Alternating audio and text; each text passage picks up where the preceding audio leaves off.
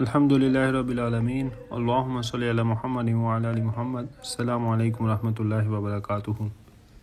مشکوٰۃ کی حدیث نمبر 117۔ علی رضی اللہ عنہ بیان کرتے ہیں، خدیجہ رضی اللہ عنہا نے نبی صلی اللہ علیہ وسلم سے زمانہ جاہلیت میں وفات پانے والے اپنے 2 بچوں کے بارے میں دریافت کیا تو رسول اللہ صلی اللہ علیہ وسلم نے فرمایا وہ جہنم میں ہیں۔ راوی بیان کرتے ہیں، جب آپ نے ان کے چہرے پر ناگواری کے اثرات دیکھے تو فرمایا اگر آپ ان دونوں کی جگہ دیکھ لیں تو آپ ان سے بغض رکھیں۔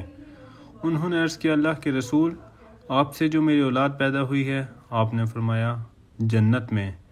پھر رسول اللہ صلی اللہ علیہ وسلم نے فرمایا مومن اور ان کی اولاد جنت میں، مشرک اور ان کی اولاد جہنم میں ہے۔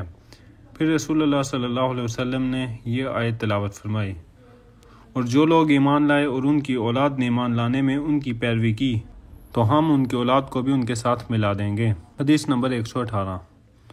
رسول اللہ صلی اللہ علیہ وسلم نے فرمایا جب اللہ نے آدم علیہ السلام کو پیدا کیا تو ان کی پشت پر ہاتھ پھیرا تو ان کی پشت سے وہ تمام روحیں جنہیں اس نے ان کی اولاد سے روز قیامت تک پیدا کرنا تھا نکل آئیں، اور ان میں سے ہر انسان کی پیشانی پر نور کا ایک نشان لگا دیا۔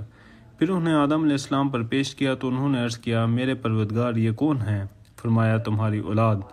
پس انہوں نے ان میں ایک شخص کو دیکھا تو اس کی پیشانی کا نشان انہیں بہت اچھا لگا تو انہوں نے عرض کیا میرے پروردگار یہ کون ہے؟ فرمایا داؤد علیہ السلام۔ تو انہوں نے عرض کیا میرے پروردگار آپ نے اس کی کتنی عمر مقرر کی ہے؟ فرمایا 60 سال۔ انہوں نے عرض کیا پروردگار میری عمر سے 40 سال اسے مزید عطا فرما دیں۔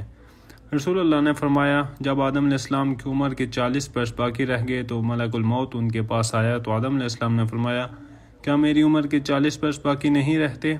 اس نے جواب دیا کیا آپ نے وہ اپنے بیٹے داؤد علیہ السلام کو نہیں دیے تھے؟ آدم علیہ السلام نے انکار کر دیا۔ اسی طرح اس کی اولاد نے بھی انکار کیا۔ آدم علیہ السلام بھول گئے اور اس درخت سے کچھ کھا لیا تو اب اس کی اولاد بھی بھول جاتی ہے، اور آدم علیہ السلام نے خطا کی اور اس کی اولاد بھی خطا کرتی ہے۔ جزاکم اللہ خیر۔